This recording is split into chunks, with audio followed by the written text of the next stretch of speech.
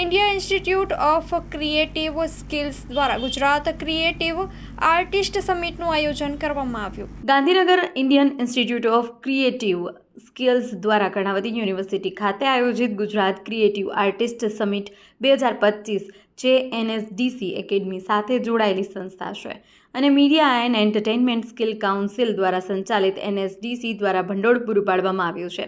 તેમાં મીડિયા અને મનોરંજન જગતના વિચારલક્ષી નેતાઓ, ક્રિએટર્સ અને ઇન્ડસ્ટ્રી એક્સપર્ટ્સનો પ્રેરણાદાયક સંગમ જોવા મળ્યો. આ સમિટમાં ભારતની ક્રિએટિવ ઇકોનોમીમાં ભવિષ્યને આગળ ધપાવવા માટે આર્ટિસ્ટ, શિક્ષકો, એન્ટરપ્રેન્યોર્સ અને પોલિસી લીડર્સની ગતિશીલ મિશ્રણને એકત્ર કરવામાં આવ્યું હતું.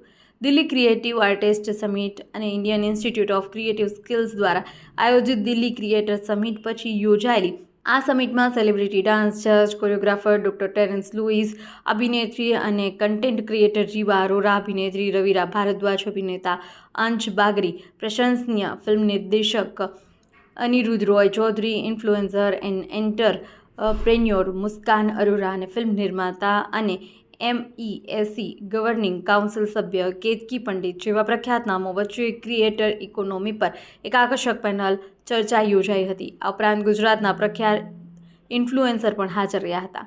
મીડિયા અને એન્ટરટેનમેન્ટ સ્કિલ કાઉન્સિલના CEO ડૉક્ટર મોહિત સોની પણ આ પેનલમાં હતા અને તેમણે કન્ટેન્ટ ક્રિએશનમાં ઝડપથી વિકસતા ઇકોસિસ્ટમ, ડિજિટલ પ્લેટફોર્મની ભૂમિકા અને કલામાં કૌશલ્ય વિકાસની આવશ્યકતા વિશે વાત કરી. સમિટમાં બોલતા ડૉક્ટર મોહિત સોનીએ ક્રિએટિવ ટેલેન્ટને પોષવા માટે ઉદ્યોગ અને શિક્ષણ જગતના સહયોગના મહત્વ પર ભાર મૂક્યો. ક્રિએટિવ ઇકોનોમીમાં તેજી સાથે એ જરૂરી છે કે આપણે યુવાનોને માત્ર ટેકનિકલ સ્કિલ જ નહીં પરંતુ નવીનતા લાવવા માટે ક્રિએટિવ કોન્ફિડન્સ પણ આપીએ. ગુજરાત ક્રિએટિવ આર્ટિસ્ટ સમિટ જેવા કાર્યક્રમોનું આયોજન કરતી Indian institute of creative skills મહત્વાકાંક્ષી પ્રોફેશનલ્સ અને ઇન્ડસ્ટ્રી વચ્ચેના અંતરને દૂર કરવાના મહત્વપૂર્ણ ભૂમિકા ભજવે છે. તેમણે કહ્યું, Gujarat creative artist summit 2025 Karnavati યુનિવર્સિટીના ઇન્ડિયન ઇન્સ્ટિટ્યૂટ ઓફ ક્રિએટિવ સ્કિલ્સની ઔપચારિક રજૂઆત તરીકે પણ સેવા આપી હતી, જે ક્રિએટિવ એજ્યુકેશનમાં એક નવો અધ્યાય છે જેનો ઉદ્દેશ્ય વિદ્યાર્થીઓને ઉદ્યોગ માર્ગદર્શકો વાસ્તવિક દુનિયાની તકો સુધી સીધી પહોંચી પૂરી પાડવાનો છે. કર્ણાવતી યુનિવર્સિટીના પ્રમુખ રીતેશ હાડાએ જણાવ્યું, અમને Indian institute of creative skills સાથે ભાગીદારી કરી એવી જગ્યા બનાવવાનો ગર્વ છે કે જ્યાં ટેલેન્ટને તક મળે. અમારું વિઝન ભવિષ્ય માટે તૈયાર ક્રિએટર્સ વિકસાવવાનું છે જેઓ આ ગતિશીલ ક્ષેત્રમાં વિકાસ કરી શકે અને ઉદ્યોગમાં અર્થપૂર્ણ યોગદાન આપી શકે. ગુજરાત ક્રિએટિવ આર્ટિસ્ટ સમિટ 2025 જે ઇન્ડિયન ઇન્સ્ટિટ્યૂટ ઓફ ક્રિએટિવ સ્કિલ્સની એક મગજની ઉપજ છે તે ક્રિએટિવ આર્ટ્સમાં સહકાર અને સ્કિલ એક્સિલન્સની સંસ્કૃતિને પ્રોત્સાહન આપવાના તેના ધ્યેયને રેખાંકિત કરે છે. Indian institute of creative skills એક અગ્રણી સંસ્થા છે જે મીડિયા, મનોરંજન અને ક્રિએટિવ ઇન્ડસ્ટ્રીમાં ક્રિએટર્સ, લીડર્સ અને એન્ટરપ્રેન્યોર્સની આગામી પેઢીને આકાર આપવા માટે સમર્પિત છે. તેની અત્યાધુનિક સુવિધાઓ સર્જનાત્મકતાને પ્રેરણા આપવા અને ઇનોવેશનને પ્રોત્સાહન આપવા માટે રચાયેલ છે. વિવિધ અભ્યાસક્રમો માટે નોંધણી ખુલ્લી છે. अहवाल मान्यूज चिराग पाटडिया अहमदाबाद. ये है कि NSDC जो नेशनल स्किल्स डेवलपमेंट काउंसिल जो इंडिया है और उसके अंदर MESC आता है, मीडिया एंटरटेनमेंट स्किल काउंसिल. उसके अंदर हमारे जो PM हैं उन्होंने बताया है कि जो हमारा अनऑर्गेनाइज सेक्टर है in many fields such as entertainment and the arts उसको और स्किल कराना है, सर्टिफिकेशन करा के उनको एक बड़ी इज्जत भी देनी है और इनको एम्पावर करना है. तो ये उनका मुद्दा बड़ा मुद्दा था.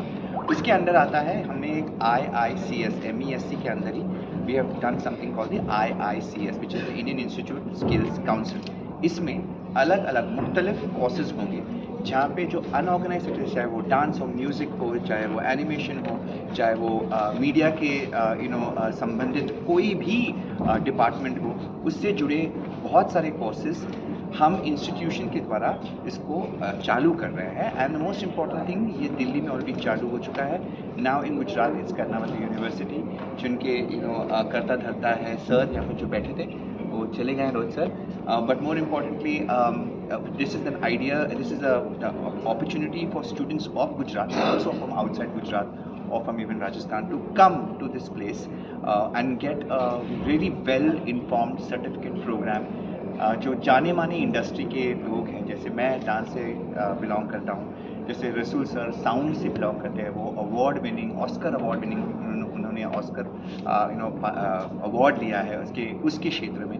तो ऐसे काफ़ी मशहूर लोग हैं जो प्रसिद्ध हैं अपने काम में, वो इस IICS से जुड़े हैं और वो अपनी प्रतिभा, अपना हुनर, अपना एक्सपीरियंस शेयर करेंगे सिलेबस के द्वारा। तो एक बहुत ही ऑर्गेनाइज सेक्टर होगा और जो बच्चे चाहते हैं कि उनको एक बहुत ही ऑर्गेनाइज्ड वे में उनको ये कोर्स मिले, तो वो इस यूनिवर्सिटी में भर्ती हो सकते हैं एंड एक बहुत ही होलिस्टिक वे में उनको पढ़ाया जाएगा। एट द सेम टाइम उनको हम अवेयर भी करेंगे कि इंडस्ट्री की क्या डिमांड्स हैं, क्योंकि एक तरफ है कोर्स सीखना, लेकिन उसके साथ जुड़े काम कैसे मिलेगा, किस तरीके से इंडस्ट्री के क्या तौर तरीके हैं, तो ये इन्फॉर्मेशन कभी कभी मिलती नहीं है। ओके, जब आप इंडिपेंडेंट चीज़ों से लोगों से काम कराते हैं तो आपको एक पार्ट ऑफ द इन्फॉर्मेशन मिल जाती है, दूसरा बहुत ही मतलब आपको पता ही नहीं कि आपको कहाँ हाथ पैर मारना है, कहाँ जाना है, क्या करना है। सो विद इंडस्ट्रीज़ के जो बेस्ट ऑफ द बेस्ट है अंडर द IICS, इसके द्वारा बच्चों को will get an exposure, will get the best in the industry in terms of the syllabus structure, and this will be their way of getting a certain kind of जो respect है, जो kind of parents भी कभी कभी बोलते कि ये कहाँ जा रहे हो, क्या कर रहे हो, डांस कहाँ सीख रहे हो, बट व्हेन यू अंडरस्टैंड कि ये एक बड़ा कोर्स है, यूनिवर्सिटी से जुड़ा है, गवर्नमेंट ने उसको ऑलरेडी एक एस्टैब्लिशमेंट दिया है कि इसको आगे बढ़ाने का। सो इन सो मेनी वेज वो जो इज्जत नहीं मिलती है इन सेक्टर्स में।